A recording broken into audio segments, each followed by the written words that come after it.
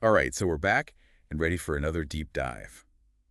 This time, it's all about a huge night in the Champions League. Huge is right.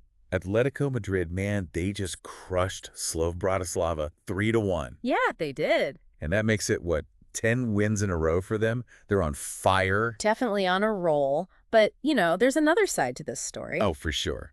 Slovan Bratislava, not having a good time. Not even close. In fact, they just joined a pretty exclusive club. Exclusive? How? They're only the sixth team ever to lose all six of their opening Champions League matches. Ouch. That's got to be tough, right? I mean, to lose that many games in a row, especially on a stage like the Champions League, what does that even say about a team? Well, it's definitely not what you want to see, that's for sure. It's super rare to see a team struggle that much, even if they're brand new to the tournament. Yeah, it's got to be more than just first-time jitters at this point. What do you think is going on? Honestly, it could be a few things. Maybe they just don't have the talent to compete at this level. Or it could be tactical, maybe they're just not prepared for this style of play. Makes sense. And there could be a mental aspect too. Once you start losing, it can be tough to get out of that funk, especially when you're facing top-tier teams every week. It's almost like a snowball effect, right? The losses pile up, the pressure builds. Exactly. And we know Atletico Madrid isn't exactly known for taking it easy on their opponents. No, not at all. I Why mean, no? they're famous for those late-game heroics.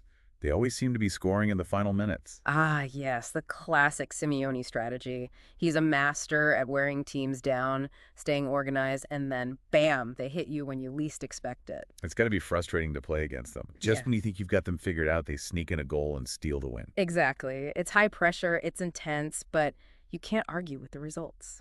Speaking of those late goals, can we talk about that beauty from Julian Alvarez? Yeah. That curling shot into the top corner, what a way to open the scoring. Oh, yeah, that was a special one. And I was looking at the stats. That's his 12th goal in the Champions League.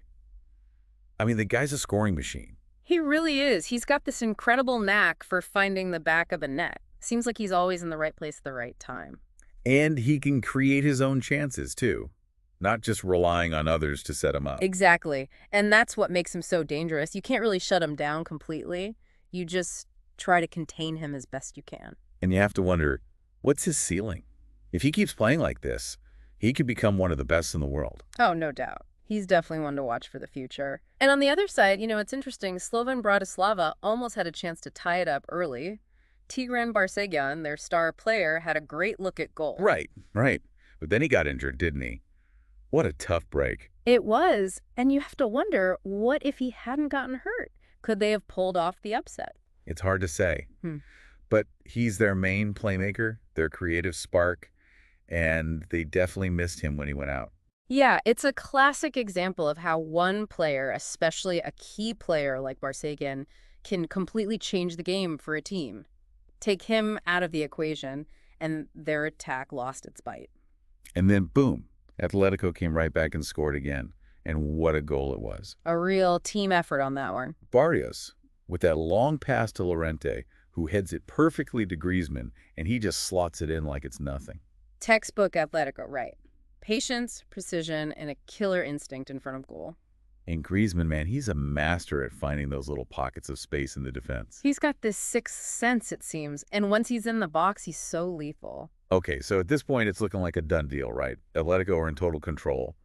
And then, out of nowhere, Slovan Bratislava gets a penalty kick. Yeah, I'll admit I didn't see that coming. Me neither. And they actually converted it. For a minute there, the energy in the stadium shifted. Like maybe, just maybe, they had a chance to get back into the game. Right. There was a real sense of anxiety, I think, for the Atletico fans. Like, could this be the start of a comeback? But Atletico, they don't panic.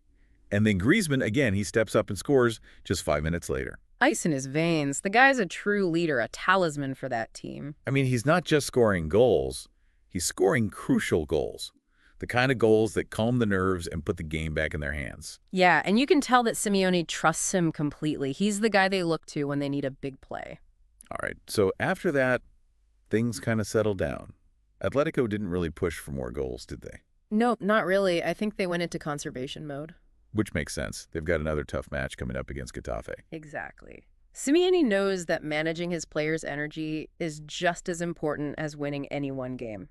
He's got to have them ready for the long haul. It's that long-term vision that makes him such a successful manager, I think, always thinking a few steps ahead. For sure. So at the end of the day, Slovan Bratislava, they unfortunately end up joining their Slovakian rivals, Jelena, in that unwanted club of teams who lost their first 6 Champions League matches. Yeah, not a good stat to have next to your name. But on the bright side, maybe they can use this experience to learn and grow. Who knows, maybe this is the tough lesson they need to come back stronger next season. And Atletico, they're looking like serious contenders. 10 wins in a row, a solid performance in the Champions League. Can they keep this going? That's the big question. Can they maintain this form against the likes of Real Madrid and Barcelona? It's going to be an exciting race to the finish line. No doubt. So, what do you think? Can Atletico Madrid keep this amazing run going and make a real push for the title? Let us know your thoughts. And what about Slovan Bratislava? Can they bounce back from this rough start and find some success in the future? We'll be back soon with another deep dive into the world of sports. Thanks for listening. See you next time.